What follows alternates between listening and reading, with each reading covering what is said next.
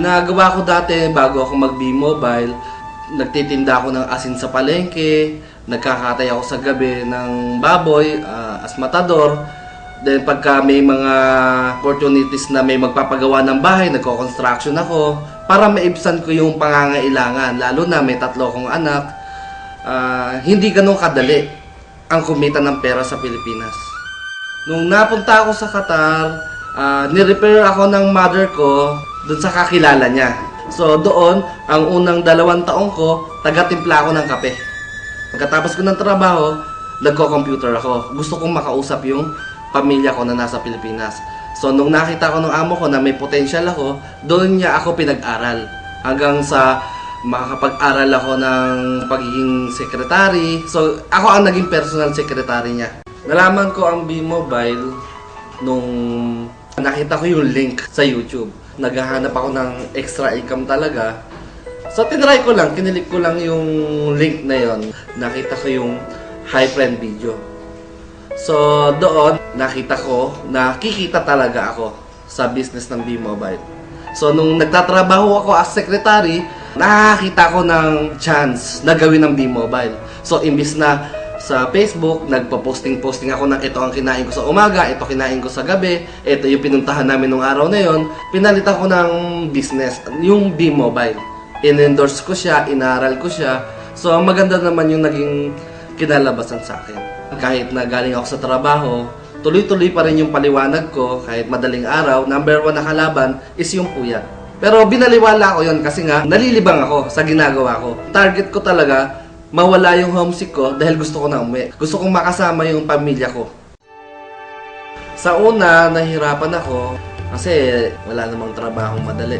Pero nakita ko yung mga testimonial ng mga millionaires, nagkaroon ako ng idea. Ang sabi ko, hindi pala totoong mahirap si B-Mobile.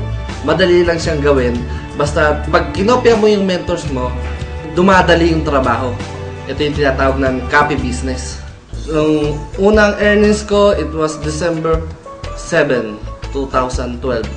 Ang unang check ko, tinrabaho ko siya ng 3 months, 100,000 per check ko. Nung umuwi ako sa Pilipinas, bilang OFW, ang naiwi ko lang noon is 5,000. Bilang OFW, 2 taon ko na pagtatrabaho. Nung pag-uwi ko, kinabukasan, diretso ko ng opisina ng B-Mobile, doon ko kinuha yung first check ko. Totoo pala yung sinasabi nila na habang tumutulong ka sa ibang tao, nagiging successful ka.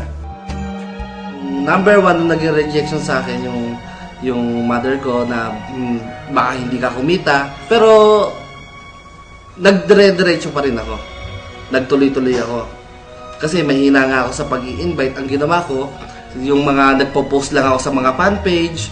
So yung mga nagpo-post sa fan page, tinatanong nila kung paano gawin si B-Mobile. Naka-invite ako doon. So yung mga invite nila, tinutulungan ko. Yung network ko, doon nagsimulan lumaki. Kailangan i-duplicate mo ang sarili mo sa ibang tao.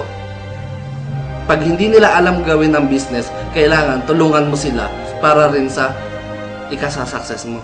Malaki ang pinagbago sa sarili ko nung sumali ako sa B-Mobile. 3 yung anak ko na pag-aaral ko.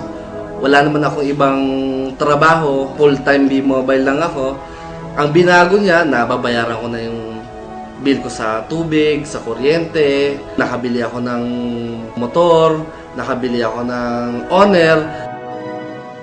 Mapapayo ko sa mga members ko, kailangan tuloy-tuloy lang sila.